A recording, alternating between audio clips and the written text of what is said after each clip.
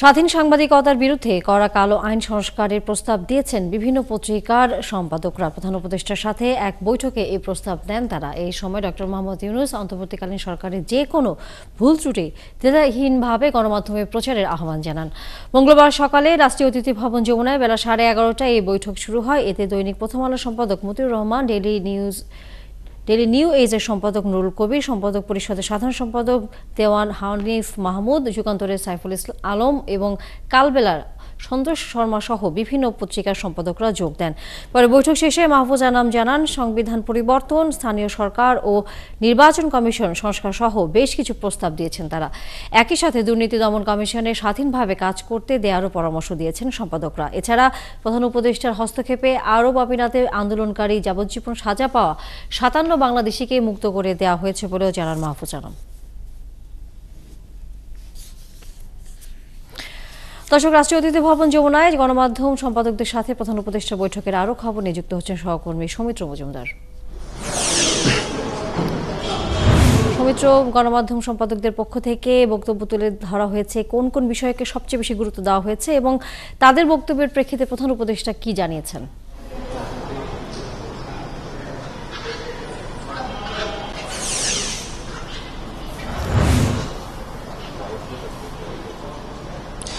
দেখুন, সংবাদপত্র বা স্বাধীন গণমাধ্যম নিয়ে যে প্রস্তাবগুলো ছিল সম্পাদকদের, এবং এখানে মোট 22 জন আমন্ত্রণ জানানো হয়েছিল, তাদের মধ্যে 20 জন সম্পাদক উপস্থিত ছিলেন, যাদের সবাই দেশের শীর্ষস্থানীয় পত্রিকার সম্পাদক।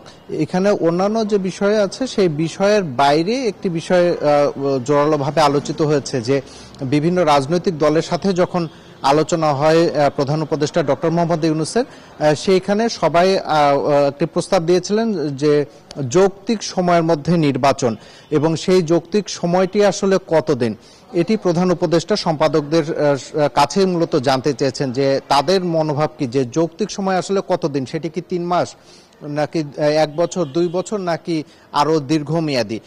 সেক্ষেত্রে সম্পাদকদের মধ্যে থেকে কেউ কেউ এই সরকারের মেয়াদ 2 বছর বা 2 বছরের কিছু কম, এবং কেউ কেউ বলেছেন যে এই যে রাষ্ট্রীয় যেসব কাঠামোগুলো রয়েছে, যে কাঠামোগুলো ইতিমধ্যেই সংস্কার করার প্রয়োজন হয়ে উঠে পড়েছে, সেগুলো সংস্কার করার পরে নির্বাচনের কথা তারা বলেছেন, এবং এটিকেই প্রধান উপদেষ্টা সবচেয়ে বেশি গুরুত্ব দিয়েছেন। এবং এর পাশাপাশি তিনি যেটি বলেছেন, যে তিনি স্বাধীন গণমাধ্যমে বিশ্বাস করেন, এবং তিনি চান যে গণমাধ্যম শক্তিশালী ভূমিকা পালন করুক। সরকারের যেসব ভুল ত্রুটিগুলো রয়েছে সেই ভুল ত্রুটিগুলো যেন সঠিকভাবে তুলে ধরা হয়, এবং সরকারের পক্ষ থেকে, বর্তমান সরকারের পক্ষ থেকে সংবাদপত্র বা গণমাধ্যমের উপরে কোনো ধরনের কোনো হস্তক্ষেপ নেই বা কোনো চাপ নেই, এটি প্রধান উপদেষ্টা বারবারই সম্পাদকদের স্মরণ করিয়ে দিয়েছেন। এবং সেক্ষেত্রে যাতে যৌক্তিক সমালোচনাগুলো করা হয়, এবং যেগুলো ভুল ত্রুটি হবে সেগুলো যেন সরকারকে শুধরিয়ে দেওয়ার জন্য সেগুলো যাতে তুলে ধরা হয়। এবং সংবাদপত্রের যারা সম্পাদক যারা রয়েছেন, তারা যে সংবাদপত্রের যে কালাকানুনগুলো রয়েছে সেই কালাকানুনগুলো বাতিল করা, এবং একই সাথে ঢালাওভাবে সাংবাদিকদের বিরুদ্ধে মামলা দায়ের না করা সহ বিভিন্ন প্রতিষ্ঠান সংস্কারের কথা তারা বলেছেন। এবং প্রধান উপদেষ্টাও তাদের এইসব প্রস্তাব এবং একই সাথে তথ্য কমিশন গঠনের কথা বলেছেন, যে তথ্য কমিশন গঠনের একটি দাবি ছিল সম্পাদকদের। প্রধান উপদেষ্টাও সেটিতে সম্মতি দিয়েছেন, যে তথ্য কমিশন একটি।